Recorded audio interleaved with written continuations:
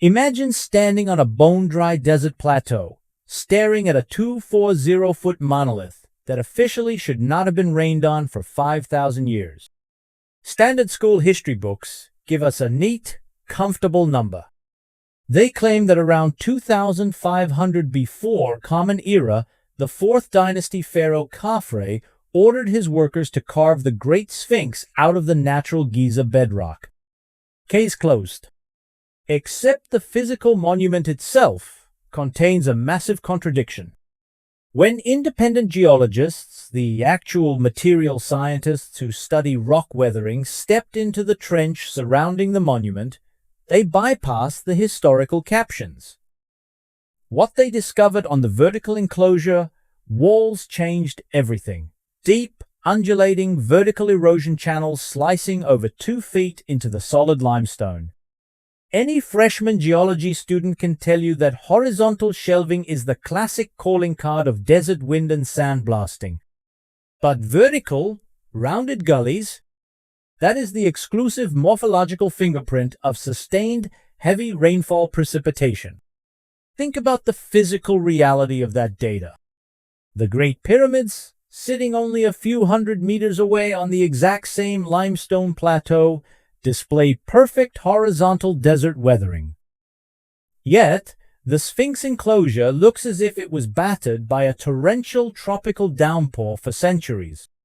How can two structures sitting side by side, made from the same rock layers, show completely different types of environmental degradation if they were built in the same era?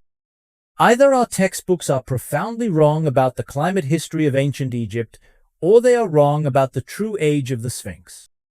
Mainstream historical consensus relies almost entirely on circumstantial links to connect the Sphinx to Pharaoh Khafre. They point out its physical proximity to Khafre's Pyramid Causeway, a supposed facial resemblance to his diorite statues, and a single damaged line on a stone marker written over 1,000 years after the fact. But when we cross-examine these assertions with controlled scientific data archived by organizations like the Smithsonian Institution, the story begins to break down. Consider the physical proportions of the monument. Look closely at any high-resolution profile photograph of the Sphinx from the side. The leonine body is absolutely monumental, spanning 240 feet long and 66 feet high. Yet, the human pharaonic head sitting on top is bizarrely, disproportionately small. Ancient Egyptian royal sculptors were globally renowned master craftsmen who spent centuries refining the mathematical canon of physical proportion. They simply did not make mistakes this obvious. The material data suggests a far more intriguing scenario. The original head was originally much larger, potentially a full lion's head that matched the scale of the torso and was recarved into a pharaoh's face millennia later. Geologically, the head is carved from the member 3 limestone layer, which is naturally harder and more weather-resistant than the softer member 2 layers forming the body. But even when we account for this natural variation in stone density, the head shows virtually zero environmental weathering, standing out as a smooth, unscarred anomaly against a deeply fractured body. This visual discrepancy was verified by advanced geophysical fieldwork. In 1991, controlled seismic surveys were conducted inside the Sphinx enclosure to map how deeply the solid rock had been degraded below the surface. By driving acoustic sound waves into the limestone floor and measuring the precise velocity of their return, geophysicists discovered an impossible imbalance. The rock floor directly surrounding the front paws of the Sphinx was deeply weathered, extending 6 to 8 feet into the bedrock. However, at the immediate rear of the monument, the subsurface weathering depth dropped sharply to just 4 or 5 feet. If the entire enclosure had been cleared out of the plateau at the exact same moment in 2500 before Common Era, the underlying limestone floor would display a uniform chemical weathering depth across its entire area. The seismic data leaves us with a stark physical reality. The front of the monument was exposed to the atmosphere for potentially thousands of years before the rear section was ever excavated. What about the historical records that supposedly cement the traditional timeline? The primary document cited by mainstream consensus is the famous Dream Stela, a massive granite tablet erected between the paws of the Sphinx by Pharaoh Thutmose IV around 1400 before Common Era. But what the standard textbooks routinely omit is that line 13 of this ancient inscription. The specific line that supposedly references Khafre is entirely broken and eroded. The only surviving text on that section consists of a single generic syllable, Kaf. As documented by the Egypt Exploration Society, this exact syllable appears in dozens of ancient Egyptian vocabulary words, religious concepts, and minor royal names. It is absolutely not exclusive to the pharaoh Khafre. To summarize the absolute baseline of our historical certainty, the singular textual link connecting Khafre to the Sphinx is a single damaged syllable on a stone marker written more than a millennium after he lived. Even more revealing is the actual language used on the stela itself. Thutmose IV does not claim his ancestors built the monument. Instead, he describes the Sphinx as an already ancient, sacred entity that was completely buried up to its shoulders in the desert sands, originating from an epoch beyond living memory. If the historical documents are this fragile, and the physical geology is this explosive, we must look directly at peer-reviewed climate records to find out when the rains were actually falling on the Giza Plateau. Studies published in journals like Science show that between 11,000 and 5,000 years ago, North Africa experienced a profound environmental shift known as the African Humid Period. The Sahara was not a barren desert of sand dunes. It was a fertile green savanna filled with deep lakes, active river networks, and lush grasslands.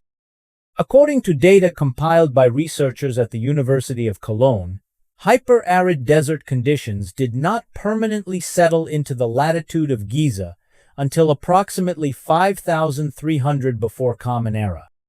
This means that the heavy water precipitation required to carve those deep, vertical gullies into the stone existed abundantly on the plateau thousands of years before the rise of the Old Kingdom.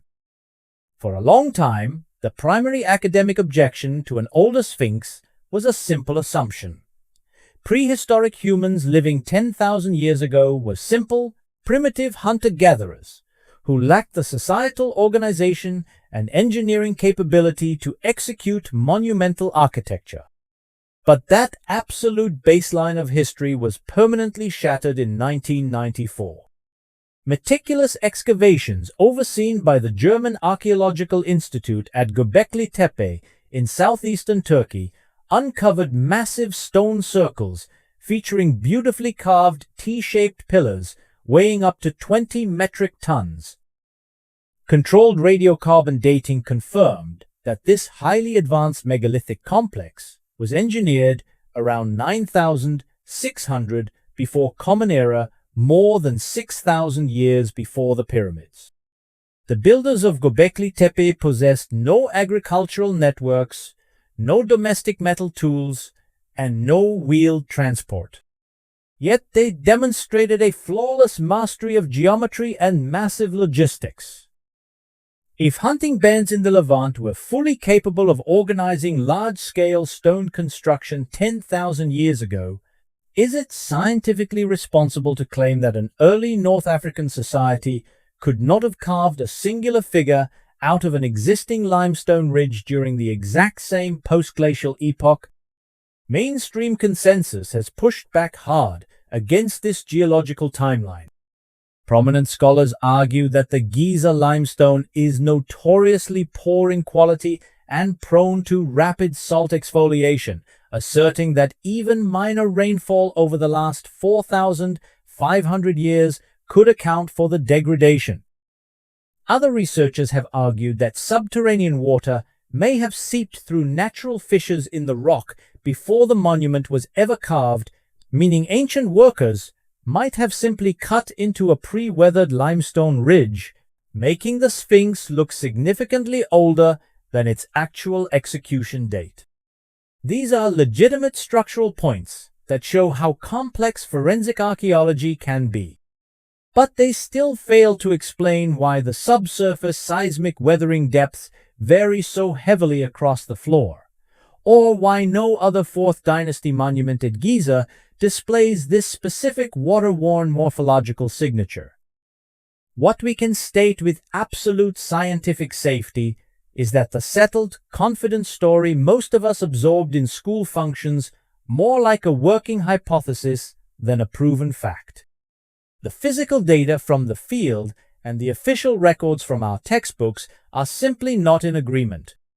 The Great Sphinx displays surface erosion that clashes with 4,500 years of desert climate, subsurface weathering depths that prove it was not carved all at once, and a head that bears the clear anatomical markers of recarving. The biggest deception surrounding the monument is the institutional certainty with which public history presents a massive mystery as a solved case. True science does not hide from anomalies. It uses them as the gateway to deeper discovery. Today, we possess the non-invasive technology to scan, evaluate, and explore the hidden chambers recently detected beneath the platform by ground-penetrating radar. All that is required is the institutional willingness to look at the data objectively. If you value a careful, fact-based investigation into the fascinating contradictions of our human lineage, take a moment to engage with this inquiry. What is your logical assessment of the data? Do you believe the Sphinx represents an unrecorded technological achievement of the Old Kingdom, or is it the majestic remnants of an older, forgotten chapter of human history? Share your analysis in the comments below. Every week, we continue to look closely at the precise coordinates where physical evidence and official records invite deeper questions. Until next time, stay safe, keep analyzing the data, and never stop exploring the truth.